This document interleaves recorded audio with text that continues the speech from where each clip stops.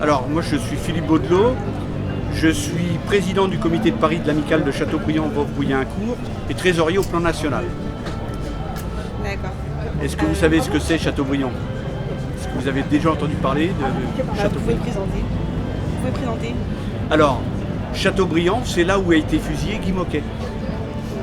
Ça vous dit quelque chose? Qui est? Non. Le plus jeune des fusillés à Châteaubriand, le 22 octobre 1941, fait partie des premières fusillades en nombre, puisqu'ils sont 27 à Châteaubriand, ils sont 16 à Nantes, ils sont 5 au Mont-Valérien le même jour, 22 octobre.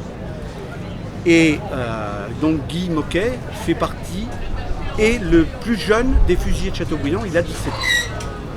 Et son père, lui, quand Guy est fusillé, son père est interné à Maison Carrée à Alger, parce qu'il était député communiste des Batignolles, secteur des Batignolles dans le 17e arrondissement de Paris. C'est pour cette raison-là qu'il est arrêté en 1940, quand le Parti communiste est interdit et que donc il est arrêté à l'Assemblée nationale. Son fils, dès qu'il apprend ça, il dit maintenant que mon père est arrêté, il faut que je prenne la relève. Il sera arrêté à la gare de l'Est et il sera emmené, en passant par plusieurs prisons, il sera emmené au camp de Châteaubriand. Alors, en quelle année a été créée votre association? Alors, l'Amicale Châteaubriand-Voves-Bouillincourt a été créée dès la libération en 1945 par la CGT et le Parti communiste, puisque les fusillés de Châteaubriand étaient tous soit militants communistes, soit militants CGTistes, et y compris parmi les plus grands dirigeants. Ce que vous avez à Châteaubriand, vous avez des secrétaires de fédération de la CGT qui sont fusillés, dont Charles Michels. Alors Charles Michels était député du 15e, Jean-Pierre Timbaud, qui était secrétaire de la Fédération de la métallurgie, et puis beaucoup d'autres. Quel est votre rapport à cette association, votre lien avec cette association? C'est mon militantisme qui m'a fait entrer dans l'association. D'accord. Depuis quand? Ça c'est une bonne question, mais assez tardivement. Assez tardivement. Aux alentours des années 90. Et quelle est votre fonction dans cette association? Alors je vous ai dit, moi je suis, parce que l'Amicale, on n'avait pas de comité à Paris. Paris, sur les 27 fusillés de Châteaubriand, il y en a 10 qui sont parisiens, purement parisiens, qui habitent Paris. Et donc l'Amicale a souhaité que je monte un comité sur Paris. Ce qu'on a créé en 2004, le comité de Paris a été créé en 2004, et donc depuis j'en suis le président. D'accord. Alors pourquoi pour vous c'est important de transmettre tout cet héritage?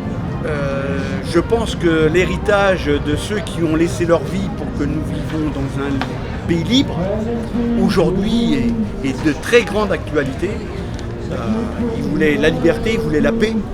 Pour aujourd'hui, je pense qu'on est beaucoup plus parti sur d'autres soucis que ceux-là. C'est les soucis primordiaux. Et puis en même temps, ils ont donné leur vie, eux ils n'ont pas connu la libération, mais avant la libération, il y a eu aussi la réunification de la résistance, qui ont permis la création du Conseil national de la résistance et qui ont permis l'écriture de son programme. Mars 44, qui sort en mars 44 et qui est pleinement d'actualité aujourd'hui, et que si on mettait en place ce programme, je crois qu'on ferait un grand pas en avant, notamment en ce qui concerne le social. Et on est plutôt en train de restreindre que de véritablement de mettre en place. Voilà Jean-Pierre Timbaud là, à Châteaubriand. Il était avec mon père. Voilà Jean-Pierre Timbaud. Et il faut vous dire, parce qu'on n'en parle pas, bon, mon père, moi, il n'était pas, il n'a pas été fusillé. Il est mort dans les camps. Mais après bien des tortures. Il faut parler aussi de ça. On n'en parle jamais. Mais mon père a été torturé de nombreuses fois. Il est mort dans les chemins de la mort. Il est mort, on ne sait pas exactement. Le camp était libéré. Quand le camp a été libéré. Ils sont partis sur les routes, alors où il est mort d'épuisement parce qu'il n'en pouvait plus, ou bien parce qu'il n'avançait pas, ils l'ont tué. Il y a eu la déportation juive, mais il y a aussi eu la déportation de résistants, et de nombreux résistants. pensez-vous aujourd'hui que les associations commémoratives sont menacées? Comment? Pensez-vous que Alors, les associations on a commémoratives sont le menacées? souci aujourd'hui, c'est qu'effectivement, tous les témoins de la période disparaissent. Et qu'on a besoin effectivement de prendre, nous, d'être les passeurs de mémoire aujourd'hui. Et puis vous demain. Parce que sinon, effectivement, plus personne ne parlera. Et c'est ce que beaucoup cherchent. Parce qu'on ne parle plus de cette histoire. On efface. Cette période. On voit Journée nationale de la résistance, on ne voit pas beaucoup d'élus. C'est quand même eux qui ont voté la loi. À l'unanimité. Où ils sont? Ils ont vraiment donné leur vie. Moi je fais partie de pour que l'organisation nous du soyons village plus aujourd'hui. heureux, vraiment. Ça a été très compliqué d'organiser. Les soutiens, on les a, mais bon, il faut aller les chercher. Hein. C'est pas simple. C'est pas simple.